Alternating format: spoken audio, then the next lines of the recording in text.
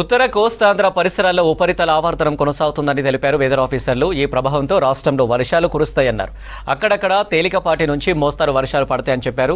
ఉత్తర పశ్చిమ జిల్లాలో భారీ వానలు పడే అవకాశం ఉందన్నారు. నైరుతి రుతుపవనాలు చురుగ్గా కదులుతున్నట్లు చెప్పారు. నిన్న నారాయణపేట జిల్లాలో మాన్సూన్ ప్రభావంతో వర్షాలు కురుస్తాయన్నారు. రుతుపవనాలు రేపటిలోపు పశ్చిమ జిల్లాలోకి ప్రవేశించే అవకాశం ఉందన్నారు వెదర్ ఆఫీసర్ శ్రావణి. తెలంగాణ రాష్ట్రం మీద ఉపరితల ఆవర్తనం కారణంగా గత 2-3 రోజుల నుంచి కూడా వర్షాలు కురుస్తున్నాయి. అయితే రానున్న 4-5 రోజుల్లో వెదర్ కండిషన్స్ ఎట్లా ఉండబోతున్నాయి, దాంతోపాటు ఇటు ఋతుపవనాల ప్రభావం రాష్ట్రం మీద ఎట్లా ఉంటుంది అడిగి తెలుసుకుందాం. మనతో పాటు హైదరాబాద్ వాతావరణ శాఖ సీనియర్ అధికారి శ్రావణి మేడం గారు ఉంటారు. మేడం నమస్తే. అండ్ మనం చూసుకుంటే పొద్దంతా ఎండగా ఉంటుంది, సాయంత్రం పూట వర్షాలు పడుతున్నాయి. గత 4 రోజుల నుంచి కూడా అట్లనే ఉంది వెదర్. రానున్న రోజుల్లో వెదర్ ఫోర్కాస్ట్ ఎట్లా ఉండబోతుంది? ప్రస్తుతానికి మనకి ఉత్తర కోస్తా ఆంధ్ర మరియు తీర బంగాళాఖాతం మీదుగా ఉపరితల ఆవర్తనం అయితే కొనసాగుతుంది. ఈ ఉపరితల ఆవర్తనం వల్ల దాదాపుగా తెలుగు రాష్ట్రాల్లో అలాగే తెలంగాణలోని కూడా అక్కడక్కడ మనకి భారీ వర్షంతో పాటుగా మోస్తరు వర్షాలు కురవడం అయితే జరుగుతుంది. గత 24 గంటలు చూసుకున్నట్లయితే మనకి ముఖ్యంగా ఉత్తర మరియు జగిత్యాల ఉత్తర తెలంగాణ జిల్లాల్లో అక్కడక్కడ ఉరుములు మెరుపులతో కూడిన వర్షపాతంతో పాటుగా రాష్ట్రం మొత్తం మీదుగా చెదురుమెదురుగా వర్షాలు నమోదవుతూనే జగిత్యాల జిల్లాలో 12 సెంటీమీటర్ల అత్యధిక వర్షపాతం నమోదవడం జరిగింది.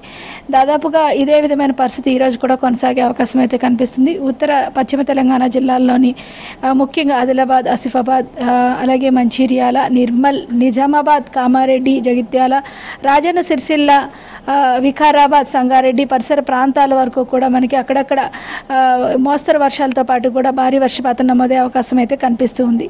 రేపటి నుంచి కొద్దిగా వర్షపాతం తక్కువగా అయినప్పటికీ రాష్ట్రం మొత్తం మీదుగా ఈ జల్లులు కూడా కురిసే అవకాశం అయితే ఉంది. ముఖ్యంగా రాష్ట్రం మొత్తంగా ఈశాన్య తెలంగాణ జిల్లాల్లోని అక్కడక్కడ ఒక మోస్తరు వాన కురిసే అవకాశం అయితే కనిపిస్తుంది. ఇదే విధమైన వాతావరణం వచ్చే 5 రోజులు కూడా కొనసాగే అవకాశం కనిపిస్తుంది. ఓకే మేడం, ఇప్పటికే ఋతుపవనాలు ఎంటర్ అయ్యాయి. గత 2 రోజుల నుంచి ప్రస్తుతం ఏ జిల్లాల్లో ఋతుపవనాల కదలికలు కనిపిస్తున్నాయి? మనకి దాదాపుగా 3వ తేదీన జోగులాంబ గద్వాల పరిసర ప్రాంతాల్లోకి రావడం అయితే జరిగింది. తర్వాత నుంచి మనకి నారాయణపేట వరకు కూడా మనకి నిన్నటి వర్షపాత సూచనలను బట్టి ఈరోజు చూసుకున్నట్లయితే మనకి దాదాపుగా రేపటికి పశ్చిమ తెలంగాణ జిల్లాల్లోని కొన్ని జిల్లాల్లో ప్రవేశించే అవకాశం అయితే కనిపిస్తూ ఉంది. తదుపరి నెమ్మదిగా మనకి దాదాపుగా 10-11వ తేదీలుగా పూర్తిగా తెలంగాణ జిల్లాల్లో ఉండే అవకాశం అయితే కనిపిస్తుంది అన్నమాట, చేరుకునే అవకాశం అయితే కనిపిస్తుంది అనమాట. ఓకే మేడం, మనం రాడార్లో చూస్తే క్లౌడ్ మూవ్మెంట్ చాలా ఎక్కువగా ఉంది, భారీ వర్షాలు అన్నారు. ఈరోజు ఏ జిల్లాల మీద ఎక్కువగా ఈ ప్రభావం ఉంటుంది?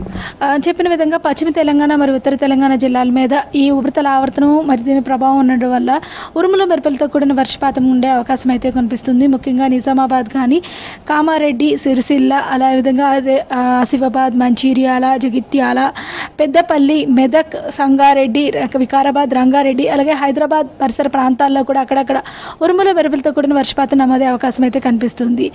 మనకి దీంతో పాటుగా కొద్దిగా మనకి ఉష్ణోగ్రతలు కూడా క్రమేపీనా తగ్గే అవకాశం అయితే కనిపిస్తున్నాయి.